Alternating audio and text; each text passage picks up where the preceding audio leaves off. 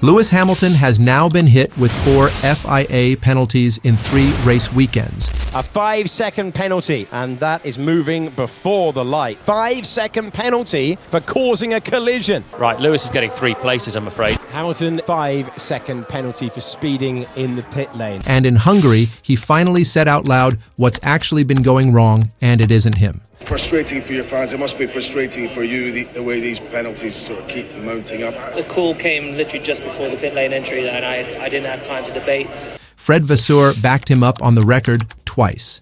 Here is the full timeline of what Hamilton revealed, exactly what the FIA's own paperwork says, and why this is turning into a genuine credibility problem for Ferrari's pit wall rather than a form problem for a 7-time champion. Start with the paperwork, because the FIA drama here is built on official documents, not speculation.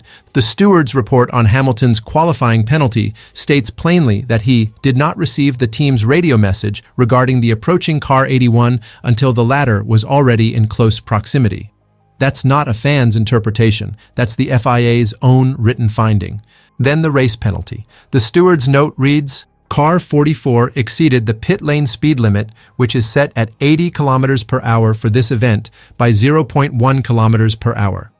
1/10 of a kilometer per hour. That's the entire margin between a clean stop and a 5-second penalty that dropped Hamilton from 4th across the line to 5th in the final classification, behind his own teammate. Managed to stay within 5 seconds. He finishes in 4th place. Put those 2 documents side by side and you've got the shape of the whole story. One FIA ruling confirming Ferrari's radio came too late, and one FIA ruling built on a margin so small it's barely measurable, both landing on the same driver in the same weekend. This is where Hamilton actually reveals his side of it, and where Vasseur backs him up without being asked twice.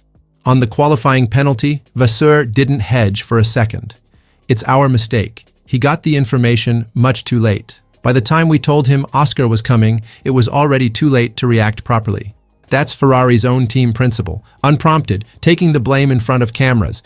Then on the race penalty, Hamilton went further than a lot of drivers ever do. He directly questioned his own team's strategy call, telling Sky Sports F1's Craig Slater, "Yeah, I definitely don't think we should have taken the stop. But the call came literally just before the pit lane entry, and I didn't have time to debate.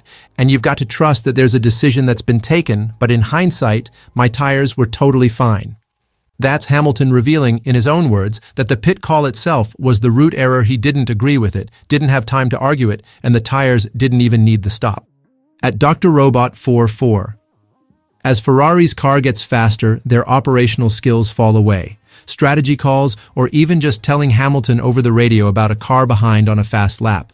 SMH. Hamilton himself also needs to be more aggressive. He was trapped behind Max too long and didn't defend enough after the undercut.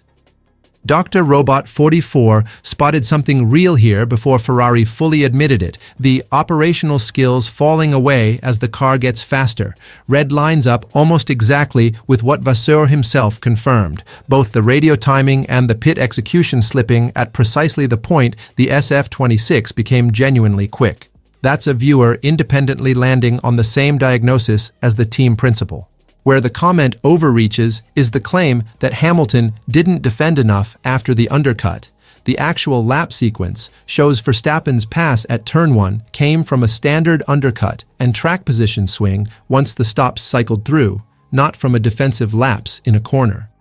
Good instinct on the operational read, not backed by the data on the driving critique.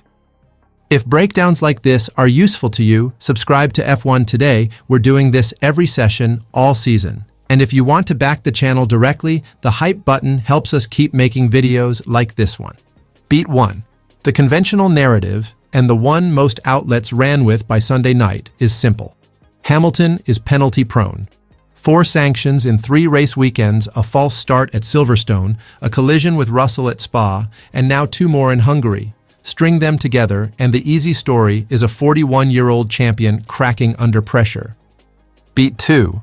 But look at what Hamilton and Ferrari actually said about each one, and the pattern breaks apart completely. Silverstone's false start was contested by Ferrari's own sensor data. Spa's collision was called a legitimate race incident by Vasseur himself, who said he'd tell Hamilton to do exactly the same thing again. Hungary's qualifying penalty is an admitted Ferrari communication failure, confirmed in the FIA's own report. And Hungary's race penalty traces back to one continuous sequence, a late strategy call under VSC, a lockup on the stop, and a rushed limiter release trying to recover lost time, which Vasseur summarized himself as probably a succession of mistakes.